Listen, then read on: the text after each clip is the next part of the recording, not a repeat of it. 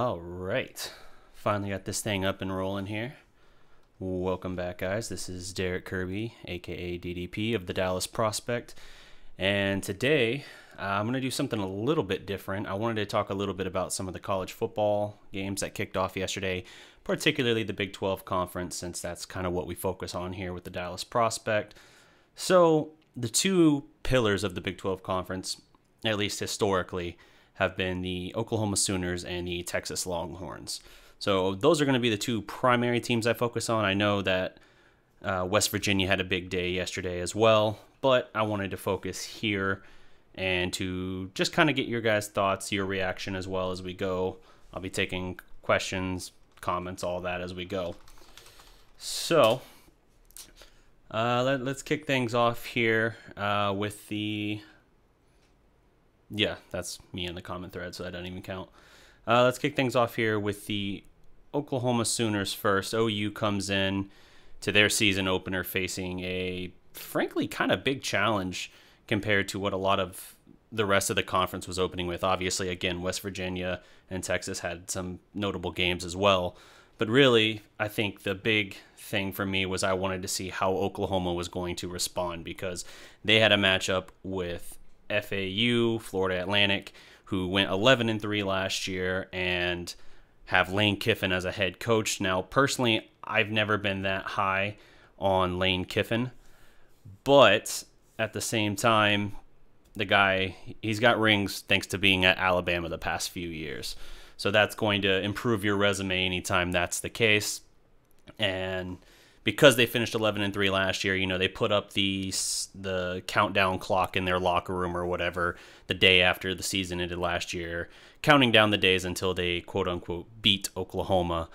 That didn't go very well for them. If you paid attention to the game or even just saw the box score, that was a pretty sound thrashing by Oklahoma in Kyler Murray's starting debut. Now, I know he started for one series, which was really just like two plays last year in the senior game against West Virginia. But really, this was his first legitimate start for Oklahoma. And man, oh man, was Oklahoma lethal yesterday.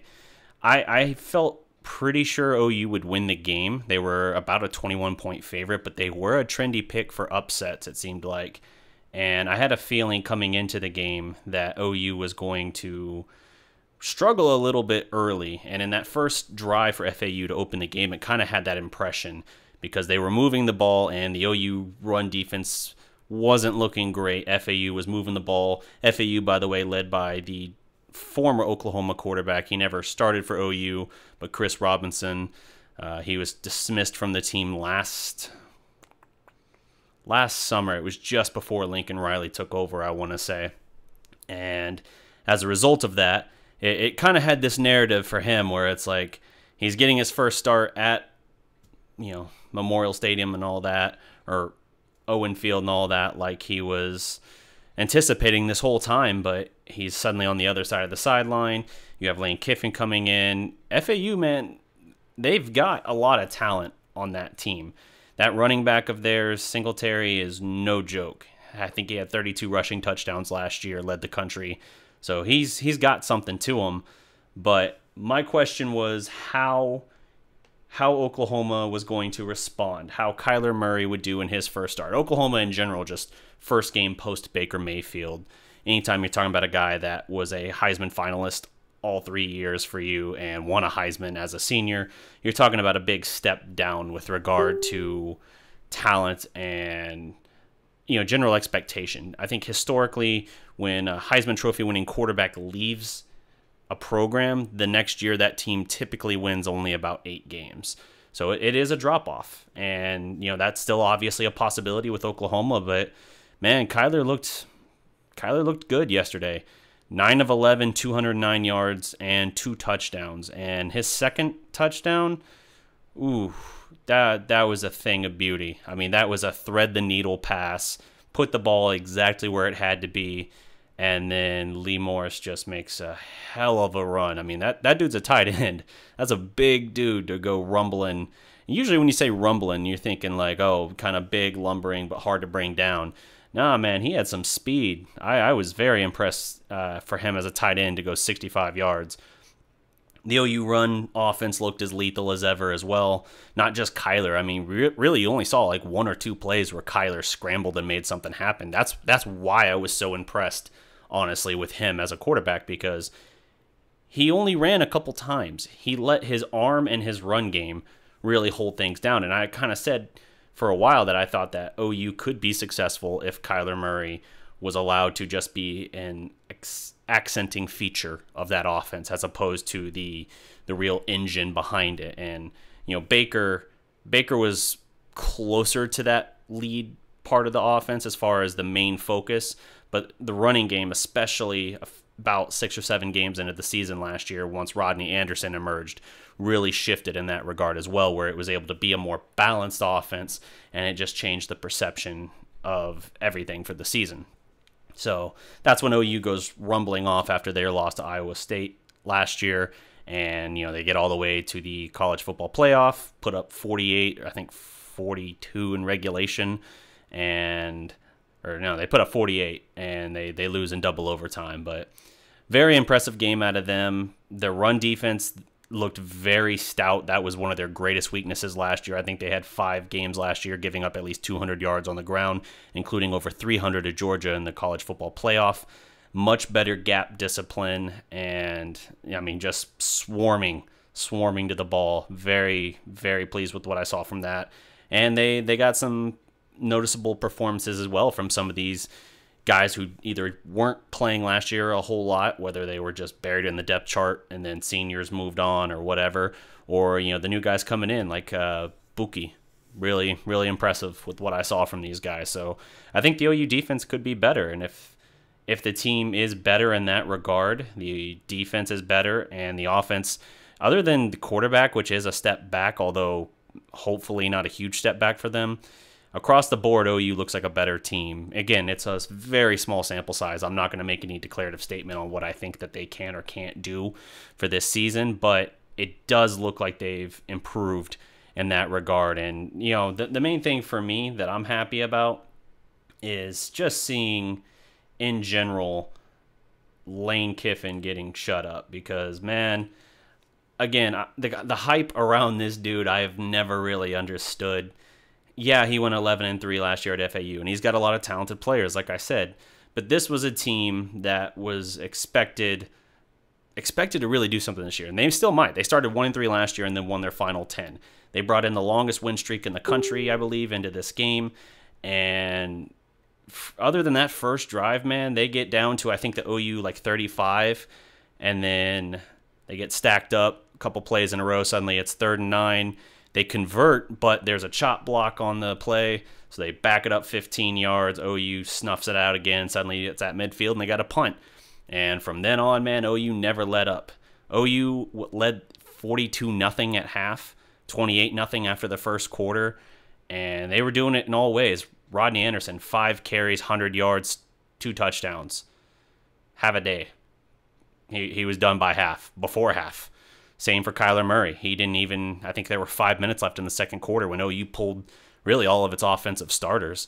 Now, they kept their defense in for at least a little portion up to the half, and some of the defense played into the third quarter and all of that as well, just to try and sustain that shutout. But they give up ultimately 14 points, and mostly, I think what kind of changed that a little bit was starting linebacker Kenneth Murray got his bell rung. I don't know if it's head, neck, but he got his bell rung, it looked like. And I think at that point they're like, oh, okay, let's stop being cute about this. A shutout would be nice, but we don't want to risk our starters in this situation. And so they took him out. And then another thing, now this was the backup who this happened to, but you had OU's backup, Austin Kendall, injure his knee on a scramble play. I don't know, because it's college, you don't get the same access of information as quickly as you do in the pros. I don't know his status. It looked bad at the time. And if that's the case, then they're probably going to have Tanner Mordecai, who's a highly sought quarterback prospect they have, as their backup the rest of the way.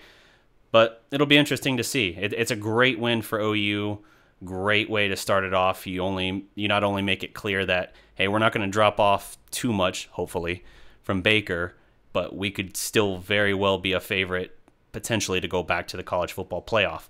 Now, the real test to me will be the first time they have to actually rely on their defense and go into a hostile environment to do something, because we haven't had to see that yet, and that will be a very, very different situation for them. So, good game there for OU. Let's move on now to the second notable Big 12 game I mentioned. Texas heading to Maryland. This did not go great for Texas. Wait, before I get into that, let me hit some of the shout-outs here. On YouTube, we got Travion Wallace. What's up? We got Gle in the house dropping in. On Facebook, we have Inni Nduka and Hirsch Patel. What's up, guys? And it occurs to me once more, I should also have, I think I'm also on Phantom, so let me try and pull that up as well so I can be tuned in here. Thank you for making it easy for me, Facebook, pulling it right up. So, for Texas, this was the second game for them. They played last year in the opener as well against Maryland. That was at Austin. This one here was heading to Maryland. Let's see, we got G. Garcia and Austin Hughes here on the Phantom chat as well. What's up, guys? I know it wasn't the same game, but thoughts on Drew? I'll touch on that in a moment, Austin. But, yeah, so Texas goes to Maryland, and, man, this was a rough start for them. Like, it really, really was a rough start. They fall, it seems like, I mean, they tied at 7, right? Beautiful diving catch in the end zone for the Texas wide receiver, whose name for some reason escapes me now. But then, from there, it doesn't go well. They fall behind 24-7. They rally all the way back to take the lead, I think 29-27. And that's into the fourth quarter at that point. And the problem I saw with Texas here, I know that they're very high on Tom Herman, and I think Herman is a fine coach. I've seen him, hell, a few years ago, beat the hell out of OU with Baker Mayfield when he was at Houston. So he can do something, absolutely. But they just didn't look ready today. Like, you would think they would be more prepared for this game, considering how badly they kind of got embarrassed last year playing against Maryland and losing at home to Maryland. It just set a bad tone for them for the season. So I was very surprised that they came out as flat as they looked. But, you know, they rallied back, they take the lead. They've shown fight, sure, but they had several busted plays early on. They had one wide receiver in particular. Let me see if I can find my... Yeah, this dude here. Take a moment for that to show up, probably. But the Maryland wide receiver, man, he was breaking deep balls against them, throwing touchdown passes even on an end around. This dude was lighting Texas up. I mean, 21 of those 24 points, I think, came from him at the start of the game. So Texas had no answer for him. Lots of jet sweeps, from Maryland. I thought Texas, once they took the lead, that they were going to hold it down. And the defense certainly gave them the opportunities. The defense eventually got its feet under it and set up, and it looked like it was going to happen. When Texas turns the ball over with 4 minutes, I think, left, maybe a little more time than that, I'm like, ooh, okay, this could be trouble. But the defense gives them the ball right back. Like, okay, you're back in good position. At that point, they're trailing 34-29. And I'm thinking, okay, Sam Ehlinger, you know, he's not a bad quarterback by any means. He certainly rallied Texas in the Red River rivalry game last year. And frankly, if it wasn't for a concussion he suffered in that game, Texas might have beaten OU last year. So I'm thinking, okay, they're going to drive down the field and they're going to have to settle for a comeback win, but all the same, a win's a win. That is not what happened. He makes a curious play. So it's 4th and 5. They need the first. But he just sails the pass and just right into the hands for the Maryland player, the defensive player. The guy makes a great play, really. A diving pick, getting a hand and foot down inbounds before rolling out of bounds on the interception. But it's it's a curious loss for Texas because, like I said, they didn't seem like they were prepared. They were sluggish early on. They were having busts in coverage. And I still think the Texas offense looks pretty anemic for the most part. And it's not a problem with athletes. Texas gets great prospects, better prospects than OU most of the time, frankly. And it's one of those things where they just don't get the mileage out of the prospects for whatever reason. Their recruits don't reach their ceiling at Texas, at least in recent years. The past, well, really, Charlie Strong years, and now here we are in year 2 of Herman, and we're still seeing the same thing. The Big 12 will be better overall as a conference if OU and Texas are good. OU hasn't really gone anywhere in that regard. Now, they haven't been elite by any means, but they've at least made it to the playoff twice. I think in terms of total conference title wins, OU's sitting at 10 now, and Texas has 3, and they're in second in that regard. So it's been OU running the conference for a while, but the best years for the Big 12 and their best chance most of the time at really getting into the playoffs, especially if one team trips up and has a loss, would be if OU and Texas are both good. Because as we saw with the year that Baylor and TCU were both right there for that inaugural playoff season, neither of them made it. And that's one of those things where it's like if either of them had been OU or Texas or had that kind of reputation, there's no way the Big 12 gets left out in that equation that first playoff year. So Big 12 needs OU and Texas. They've only had OU. OU's gone a couple times, hasn't been able to get to the title game, the national title game. And meanwhile, Alabama's running away with their dynasty. I know Hirsch Patel will be very happy about that. That's his team. But yeah, the Big 12 is better when OU and Texas are good. When the Red River rivalry game is both OU and Texas rated in the top 5, at least the top 10. And I don't know when we're going to get that again because Texas came into this game rated 23, ranked 23, and they lose to unranked Maryland, who, man, Maryland, you talk about a team with a lot on their plate coming into this game. They had, the whole situation with I think it was an offensive lineman for them dying, basically of heat exhaustion in their spring training, and the coach, there's this whole thing going on. The coach is basically being fired, resigning, whichever, forced to resign, however you want to look at that. The athletic director is also being booted aside. So this is just a team in total disarray. They come out here, and yes, it's an emotional win for them. That's good for them. But you also kind of look at it and you say to yourself, this is a team that should not have their heads right, and you should be able to beat this team if you're Texas. But it didn't seem to matter. Texas didn't come in as prepared as they probably should have. And as a result, you wind up with the Maryland Terrapins again starting a season by beating Texas. By the way, when they did it last year, Maryland ended up 4-8 that year. So that was a bad loss last year. I don't know how good Maryland is this year. They certainly love that jet sweep. I don't think they're going to make any significant noise again. But maybe Texas just needs a little time to get its feet back under it and to do something better here. Let me quickly touch on some of the stats here for them. So Sam Ehlinger, 21 of 39 for 263, 2 touchdowns, 2 picks, QBR of just under 48. That's not going to cut it, man. I know that last pick was ugly. I don't remember the first pick off the top of my head, but not a great job overall for him as far as his performance. 21 of 39, that's not a solid showing. And from the rushing side, Trey Watson, 12 for 52. You got at least a better yards per carry out of Keontae Ingram. So there's something in that. Receiving wise, yeah, nothing really stands out. Lil Jordan Humphrey. His name is Lil Jordan, like Lil Wayne, basically. That's kind of awesome name there. Lil Jordan, 6 for 82. Not bad.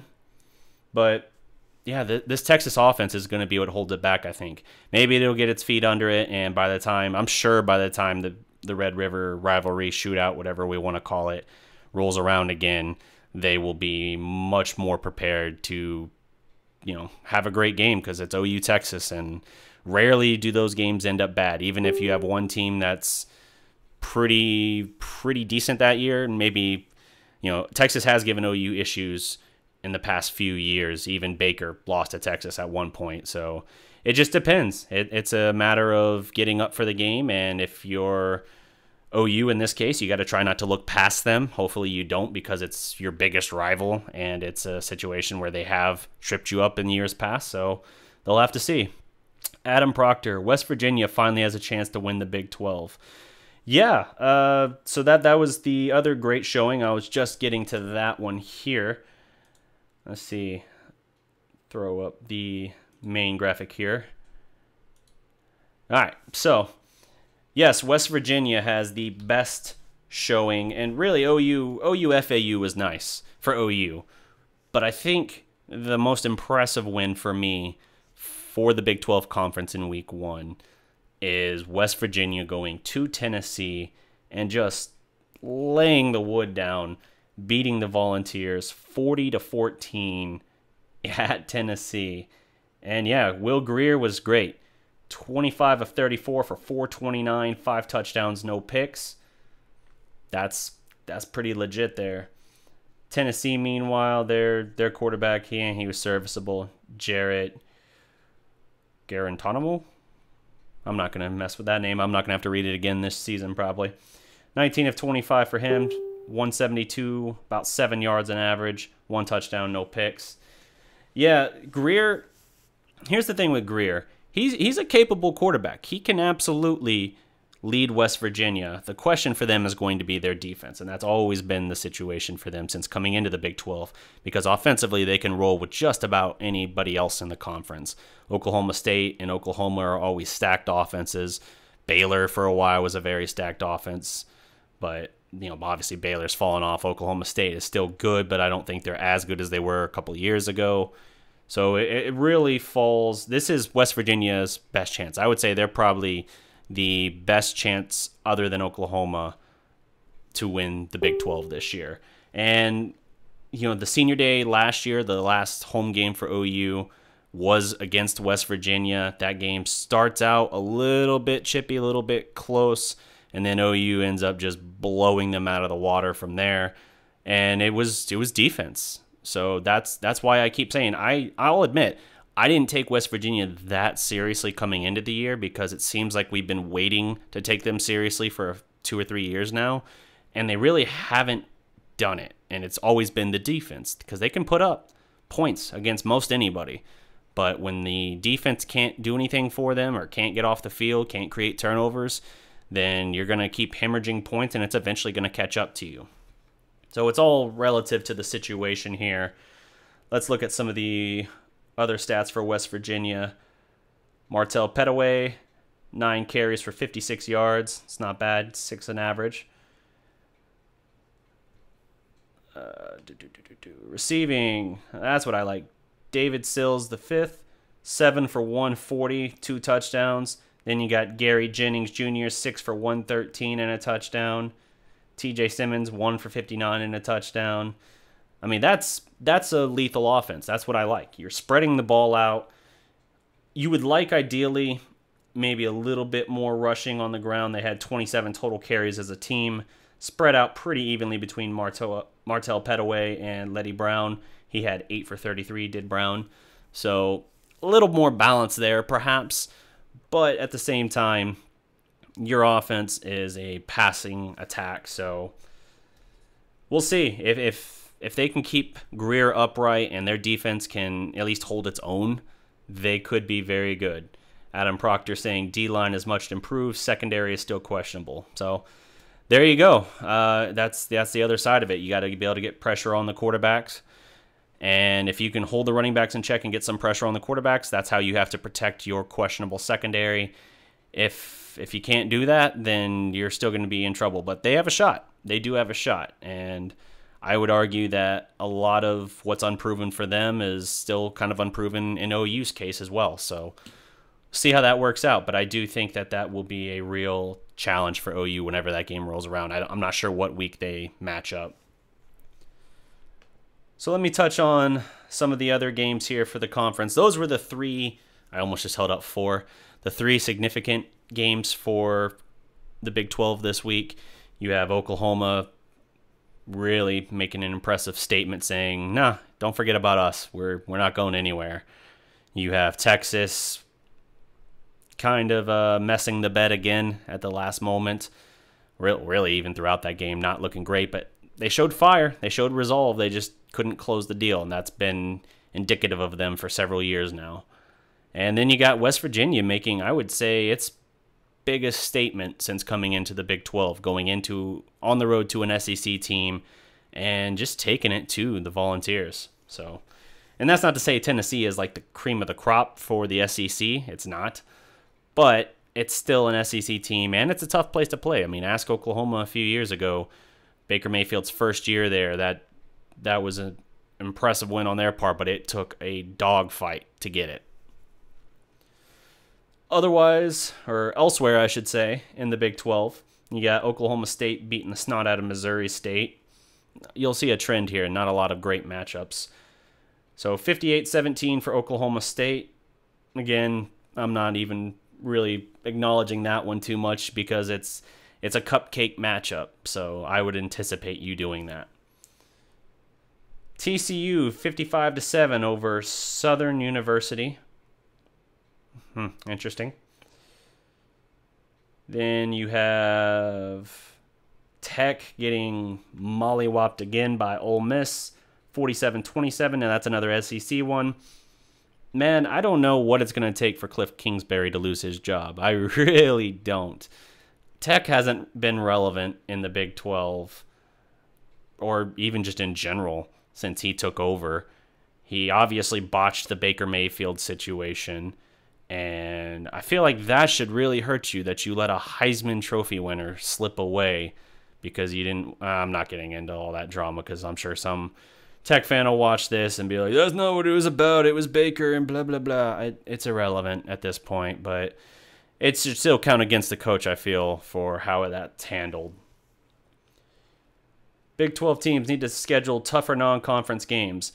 Yeah, that's true, and Texas has been pretty good about that recently. USC, not Maryland, but USC is on their schedule. Oklahoma's about to next year start a home and away series with USC. Oklahoma had Ohio State. Oklahoma in the past has scheduled like Florida State. OU's been doing it for a little while. Texas has started doing it, and I think that was part of the eye-opener for Baylor and really TCU as well, but particularly Baylor, when they got snubbed or held out of the college football playoff despite only having one loss and being a co-champion. It all really boiled down to how pathetically weak their strength of schedule was. Their non-conference schedule was trash, and it held them back. So you just have to adjust and be realistic in that regard. So the rest of the Big 12 needs to catch up to that. Oklahoma State, they every now and then will schedule a tough team, but there's too many cupcakes for them as well, I think. So Texas Tech, yeah, I don't know what it's going to take for Cliff Kingsbury to lose his job.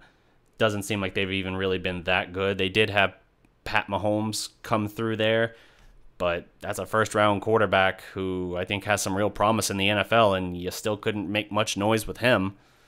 So we'll see. 20-point blowout for them, though. This is the real question, guys. At what point can we just take away Kansas's football team, or at least kick them out of the Big 12? Like, I get it. For basketball, they are legit. They are as legit a basketball program as you'll find pretty much anywhere in the country. But holy crap, man. Are we still acknowledging them as anything of significance anywhere else? It's not good. They lose to Nichols. I'm guessing that's a Division II team, but lose to Nichols in overtime, 26-23 at home. Real talk, though. Kansas's last victory, Texas Longhorns. Let that sink in. If there was ever a game that cost Charlie Strong, that was it.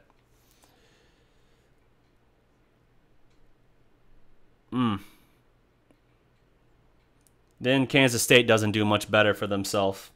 They face South Dakota, another Division II team. They fall behind 24-12 in this game and have to rally back, scoring 15 points in the fourth quarter. Looks like they shut them out in the second half, but they have to rally back in the fourth quarter, going 15-0 to win 27-24. That's abysmal, dude. How you can't put away South Dakota at home is beyond me. They're not a bad team. For a Division II team, they're good. But it's not apples to apples. It's a greatly different class of athlete that should be going between those. Baylor, meanwhile, they play Abilene Christian. What did I say about cupcakes? They win 55-27. Man, you gave up 27 to Abilene Christian. Oof. And then the one game that we can't even talk about, Iowa State versus South Dakota State. That game was canceled due to lightning. I think it was delayed for like 2 hours plus. And I don't know when they're going to reschedule that one, but they're going to have to address that at some point. Iowa State's another team to look out for in the Big 12. Last year they tripped up number 3 Oklahoma and number 4 TCU within like a 3-week span. I mean, they're good. They are very well coached, very gritty. I like it. I think that they are another contender for the Big 12 as well. If you have a dark horse beyond OU and West Virginia, I would say it's them. Yeah, you could maybe point to Oklahoma State, but how many times has Oklahoma State had a high-powered offense and managed to come out of the Big 12? Once? It's not good. Oklahoma State's kind of the Texas A&M in that they've got the little brother syndrome for, Texas A&M has that feeling about Texas. They have this like feeling of inferiority, so they try and overcompensate for it.